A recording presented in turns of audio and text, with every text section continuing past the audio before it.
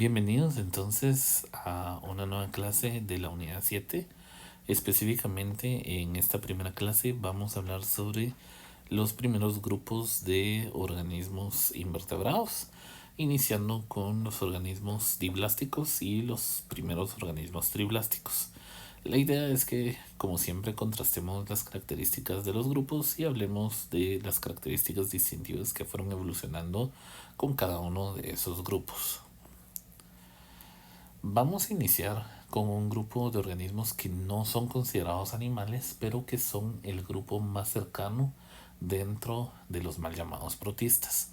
Este es el grupo Quanoflagellata y es un grupo de organismos unicelulares que a veces forman colonias que usualmente viven en el fondo de estanques o en aguas marinas poco profundas o mares someros, y en este caso pues tienen un cuerpo celular con una forma ovoide, un collar de pequeños filamentos de actina o pequeños pelos o microvellosidades y un flagelo bastante largo.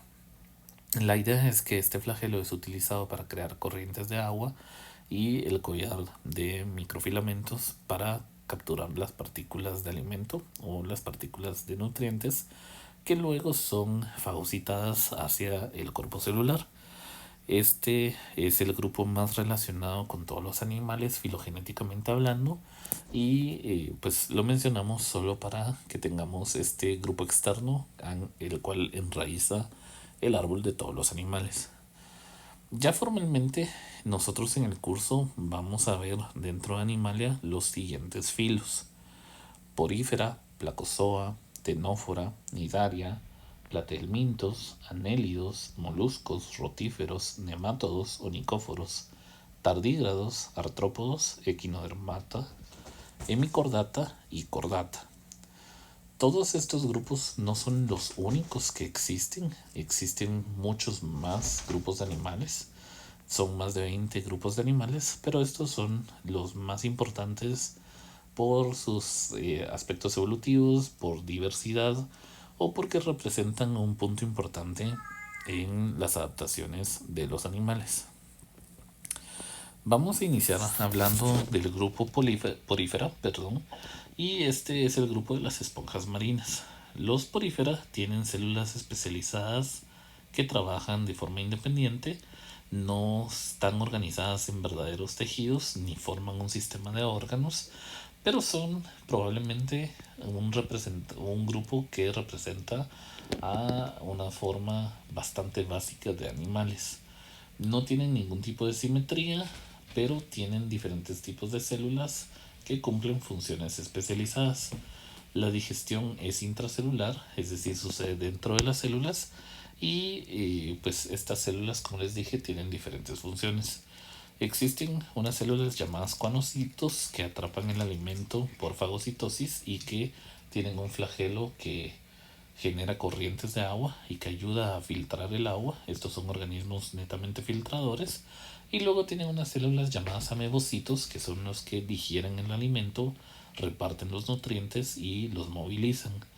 Además, pues van a tener células epidérmicas, van a tener células que forman poros, llamados porocitos, y van a tener una especie de endoesqueleto formado por estructuras llamadas espículas que pueden estar hechas de carbonato de calcio, de sílice o de una proteína llamada espongina, dependiendo del grupo de esponja que estemos hablando.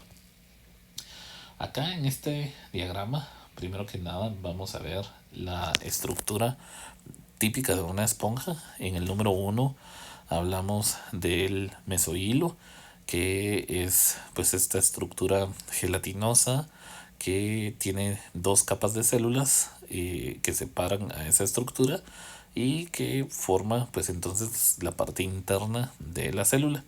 Las capas externas, entonces en el número 2 serían la epidermis, que es la capa que está hacia la parte externa. Son células densamente unidas, empaquetadas, que forman pues este tejido de protección. Luego tenemos los porocitos, que son las que forman los canales a través de los cuales el agua puede entrar y que van a estar directamente digamos, conectados con los cuanocitos. Dentro de la esponja vamos a tener un espacio libre que llamamos el esponjocelo. El esponjocelo pues es básicamente una cavidad a través de la cual el agua entra y es filtrada por los cuanocitos. Los cuanocitos entonces son células muy parecidas en estructura a los cuanoflagelados. Eso nos da una idea de ese posible ancestro en común, o de esas características filogenéticas que son compartidas, y al menos en cuanto a morfología celular, pues estos cuanocitos tienen una forma ovoide, un collar de filamentos que atrapa partículas de alimento y un flagelo que crea corrientes de agua que ayuda a filtrar el agua que ha entrado por los porocitos. El movimiento de los flagelos coordinados entonces ayuda a filtrar el agua y básicamente hace que el agua siga fluyendo desde la parte externa por los porocitos hacia el esponjocelo y hacia la abertura superior que es llamada el ósculo. Cuando las partículas de alimento son fagocitadas, son luego transmitidas a otro tipo de células llamados amebocitos, que también vemos acá en este diagrama. Estos amebocitos entonces digieren las partículas de alimento, las transportan y las distribuyen eh, entre otras células, y estas también son las responsables de sintetizar las espículas, que como dijimos son estas estructuras de endoesqueleto que le dan entonces sostén y rigidez a la esponja. Hay diferentes tipos de esponjas dependiendo cómo forman sus canales internos, cómo están dispuestos los cuanocitos y pues cómo los porocitos conectan o hacen que el agua fluya hacia el esponjocelo y luego al ósculo. Entre estos están las esponjas asconoides, sinconoides y leuconoides, que vemos acá pues que forman diferentes tipos de cavidades. Las espículas, como dijimos, van a estar formadas o de carbonato de calcio, o de sílice, o de esponjina, y van a tener formas como espinas con 3 puntas, o en las formas más complejas, en 4 o 5 o 6 puntas. Actualmente tenemos 4 clases de esponjas: Hexactinellida, que como el nombre lo dice, estamos hablando de espículas con 6 puntas; Desmospongia, que tiene espículas que pueden ser de esponjina; y Calcárea, espículas de carbonato de calcio; y Homoscleromorfa, que es una clase relativamente nueva descrita de esponjas. Acá vemos algunas fotos de esponjas marinas, como veíamos también antes.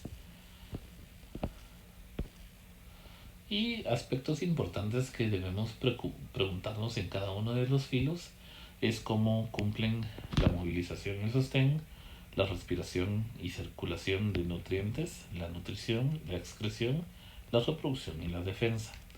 Las esponjas en sí no se mueven, pero vamos a decir que tienen una etapa embrionaria o larvaria, dependiendo del autor que revisemos, que pues se distribuye o se dispersa en el agua. En esta etapa entonces podríamos decir que hay un movimiento, aunque no es un movimiento netamente activo, pero sí hay un desplazamiento de la esponja como tal. El sostén lo obtienen a partir de las espículas, como dijimos. Eso le da sostén y defensa. La respiración es por difusión simple, ya que los tejidos no son complejos y que el agua está rodeando y hay filtración del agua, pues se obtiene el oxígeno necesario y los nutrientes se obtienen por el flujo de agua dado los cuanocitos. La excreción también funciona por difusión simple y no tenemos un sistema circulatorio ni un sistema nervioso. La reproducción puede ser asexual por fragmentación o puede ser sexual formando gametos y eventualmente pues una blástula.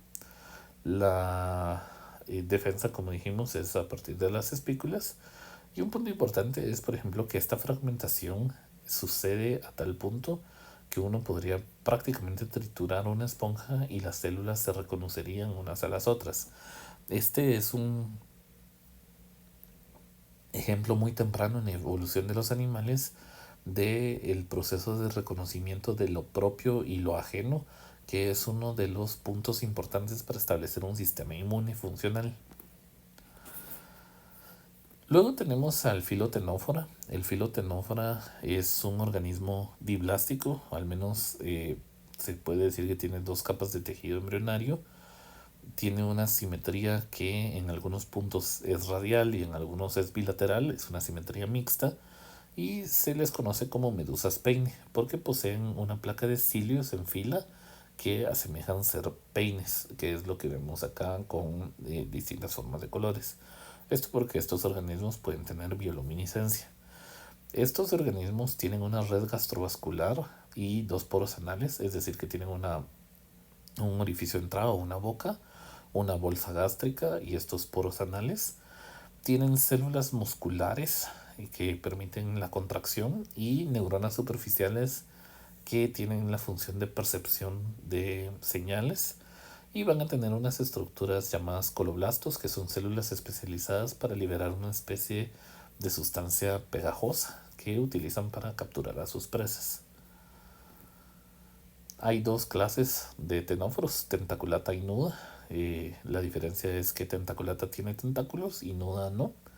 Y pues en ambos vamos a ver los peines alrededor del plano corporal, que son peines con cilios, como habíamos dicho.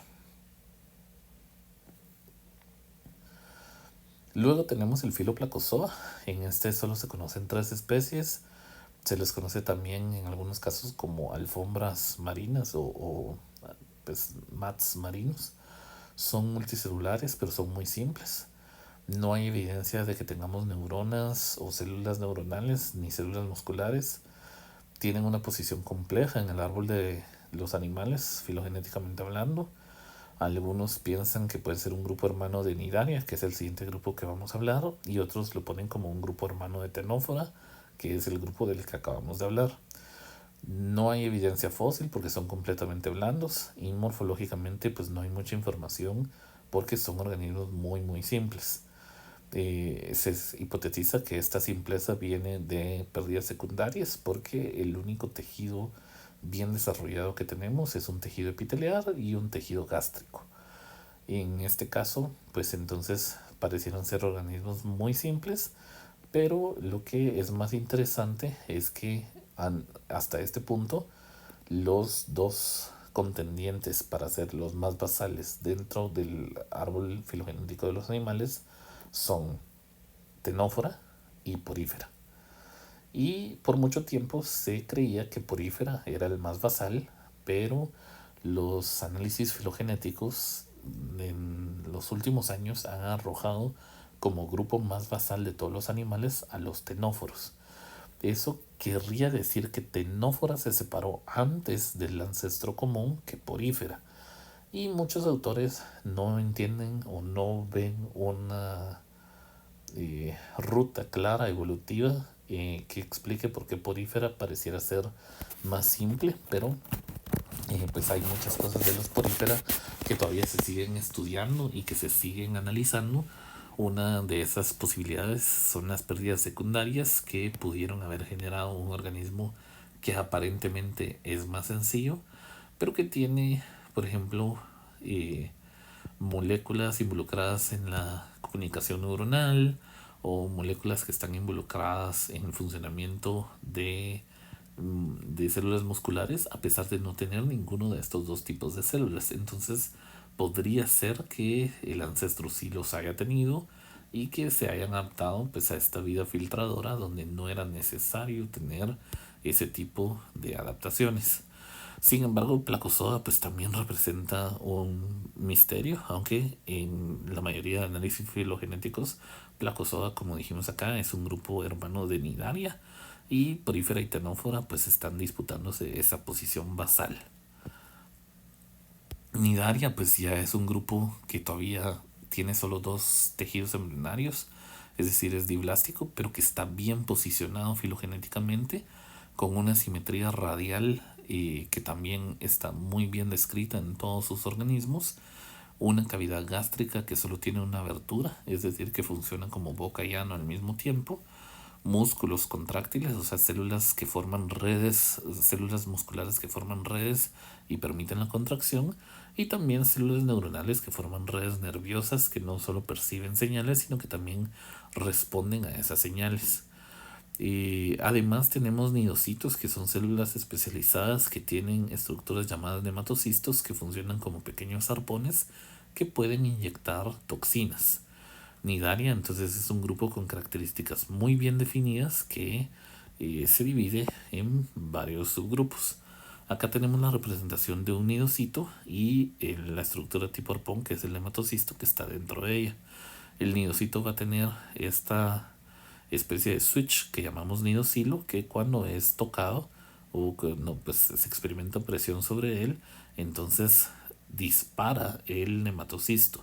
El nematocisto, al tener esta estructura tipo arpón, cuando hace contacto con el epitelio de el otro organismo, inyecta la sustancia tóxica, y esta sustancia tóxica entonces puede desencadenar una serie de distintas reacciones dependiendo de la especie de nidario que estemos evaluando. Hay nidarios que pueden generar, por ejemplo, en humanos, reacciones alérgicas, hinchazón, inflamación, y hay algunos que pueden ser incluso mortales.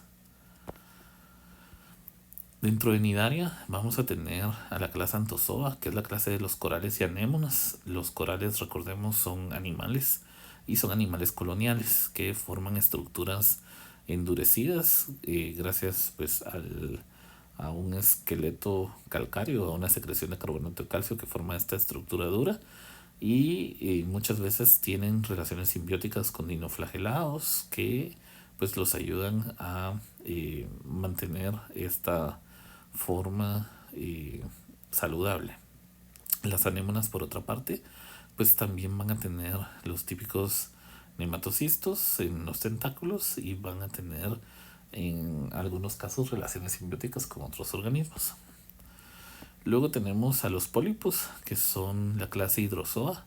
Acá tenemos a Hidra y Ovelia, que recordarán de Ciencias de la Vida cuando vimos la parte de reproducción por fisión binaria o por gemación, pues hablamos un poquito por lo menos de Hidra. Tenemos a las medusas verdaderas, que son la clase Scyphozoa, que están pues todas las medusas que usualmente uno asocia a este grupo. Y luego están las medusas cubo, que son las cubozoa. Estas son las medusas más tóxicas por la toxina que pueden inocular por medio de sus nematocistos, que es muy potente. La forma de cubo es lo que las caracteriza. Y finalmente tenemos tres nuevas clases: las medusas estrella, que son las Staurozoa. Y estas medusas altamente o estos pólipos más bien altamente reducidos, que son parásitos llamados polipodiozoa, y una especie de parásitos que ha reducido toda su complejidad celular a partir de un organismo que era completamente multicelular a un organismo que tiene esta estructura tipo espora con un solo nematocisto, y que luego tiene pues otra estructura de esporulación que dentro de un hospedero entonces va a reproducirse y a liberarse. Y estos entonces se creen que por reversión evolutiva han perdido mucho de la complejidad porque se han adaptado a ser parásitos súper especializados. Y la estructura que vemos, que es esta actinospora con ese nematocisto, es lo que permitió relacionarlos con Nidaria y eventualmente hacer el análisis filogenético, que de hecho sí los posiciona dentro de este grupo. Vemos que estos organismos infectan peces, que es su hospedero vertebrado, pero que también van a tener un hospedero invertebrado, que puede ser un briozoo o un anélido, y esto luego pues transmitirse nuevamente a los peces. Entonces, quitando estos grupos que tienen la posición basal o que todavía son diblásticos, entonces ya vamos a entrar a los grupos triblásticos, que dividimos, como dijimos la clase pasada, en dos: los protostomados y los deuterostomados. Dentro de los protostomados, nuestra primera gran división es entre los grupos que tienen un plano de división en espiral en su desarrollo embrionario, y los que no tienen ese plano de división en espiral. Entonces, a todos los que tienen ese plano de división en espiral les llamamos espiralia, y a los que no, curiosamente, los agrupamos porque tienen la característica de utilizar un exoesqueleto o una cutícula que mudan de manera controlada mediante una señalización hormonal. A ese proceso de muda le llamamos ecdisis, que es el acto de mudar, y por lo tanto a todo el grupo de organismos que realiza ecdisis le llamamos ecdysozoa, o animales que mudan una cutícula o exoesqueleto de quitina. Esta muda funciona gracias a que la cutícula o el exoesqueleto empieza a separarse de la piel gracias al reclutamiento de esta hormona llamada ecdisona. Eso va a crear un espacio a partir del cual va a crecer una nueva capa de exoesqueleto o una nueva capa de cutícula que va a empujar a la anterior, ocasionando que el insecto mude. Usualmente, esto puede ser un insecto, un arácnido, un crustáceo, cualquier artrópodo en general, o como vimos, hay otros grupos como los nematodos, onicóforos y tardígrados. En general, entonces, cuando estos organismos acaban de mudar, la estructura de la cutícula o del exoesqueleto todavía es bastante blanda. Y entonces necesitamos una segunda hormona, que es la esclerotina, que va a endurecer y a oscurecer ese exoesqueleto. Por eso cuando vemos a uno de estos organismos recién mudar, a estos ecdysozoa, vamos a ver que el organismo recién mudado va a verse color blancuzco y va a usualmente quedarse en una sola posición esperando el endurecimiento de esa nueva capa, porque es en este momento donde son más susceptibles a los depredadores. El primer grupo del que vamos a hablar, entonces, dentro de Spiralia, que son los primeros organismos que vamos a visitar, son los platelmintos o el filo platigelmintes. Estos son conocidos también como gusanos planos, y dentro del grupo tenemos, pues sí, a los gusanos planos o planarias, a las tenias, a las duelas y a los catenúlidos. Todos estos son organismos triblásticos, es decir, tienen endodermo, ectodermo y mesodermo. Sin embargo, su mesodermo no forma una cavidad completa porque no recubre a la cavidad gástrica, y por lo tanto se les considera acelomados. Dentro de las características que los separan, pues es que el cuerpo es aplanado porque necesitan esa distancia corta para la difusión de oxígeno, para no perder agua suficiente y para obtener algún tipo de nutrientes, porque si no, pues van a estar en peligro. Además, vamos a tener una abertura oral, es la única abertura de su sistema gástrico, usualmente en la zona ventral, no en la zona cefálica. Y vamos a tener órganos sensoriales sencillos, algunos de estos llamados manchas oculares, que acumulan una serie de fotorreceptores, pero que todavía no forman un órgano de fotorrecepción. Básicamente estos organismos pueden ver patrones de luz, oscuridad, y ya gracias a que tienen un sistema nervioso central formado por ganglios en la parte cefálica y cordones nerviosos que van a lo largo de todo el gusano. Como vemos en este diagrama, tenemos los ganglios, los fotorreceptores asociados a esos ganglios y los cordones nerviosos a lo largo de cada extremo del organismo. No hay una cavidad verdadera, por lo que todos los tejidos están colapsados unos contra los otros, y eso evita la eficiencia de respiración, por ejemplo, de cocina, de alimentación. Ahí me confundí, pero sí, hablamos de eficiencia de alimentación. Bueno, tenemos a las planarias. Estas pueden ser marinas o pueden ser terrestres. Las terrestres suelen ser mucho más pequeñas y menos coloridas, pero pues son estos organismos que solemos llamar gusanos planos. Las marinas pues suelen ser mucho más coloridas. Estos son organismos típicamente hermafroditas. Tenemos a las duelas, que son parásitos. Aquí tal vez la más común es la fasciola hepática o esta que causa la esquistosomiasis. Tenemos a las tenias, que también se les llama solitarias. Las solitarias fueron famosas en alguna época porque había personas que se tomaban los huevos de solitarias porque estas crecen en el intestino, se alimentan del contenido intestinal que comen los hospedaderos y por lo tanto pues causan pérdida de peso. Las tenias también son famosas porque los quistes, cuando se consumen los huevos o los quistes en verduras o en carne mal cocida, pueden migrar hacia el tejido cerebral y causar una enfermedad llamada cisticercosis, que como vemos acá en este diagrama, pues vemos quistes de estas tenias que están incrustadas en el cerebro y que usualmente pues no son tratables. Y todos estos organismos se clasifican en una clase llamada Rhabditófora actualmente, y a esto se le agregan los catenúlidos que forman su propia clase. Los rhabditóforos van a tener rhabdoides en el epitelio, es decir, en la parte superficial de la piel, y un sistema adhesivo que es controlado por dos glándulas. Todos los organismos que son parásitos, por ejemplo las tenias y las duelas que mencionamos hace un ratito, pues han perdido secundariamente estas características.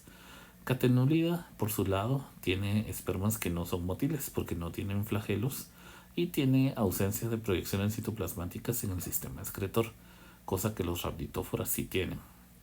Los catenúlidos forman cadenas o se ven como cadenas de varios segmentos y de ahí viene el nombre catenúlido.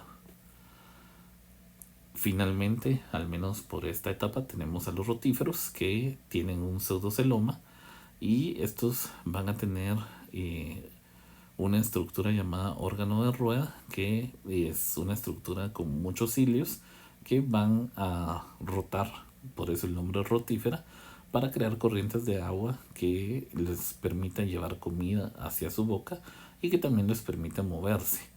Estos van a medir menos de medio centímetro o 0.5 milímetros. Algunos pueden formar colonias o vivir en forma solitaria. La mayoría son de agua dulce y adaptados a diferentes condiciones ecológicas como charcos, ventos, orillas de lagos o incluso tanques de plantas. Y van a tener una estructura morfológica, como dijimos, con el órgano de rueda o corona que tienen los cilios.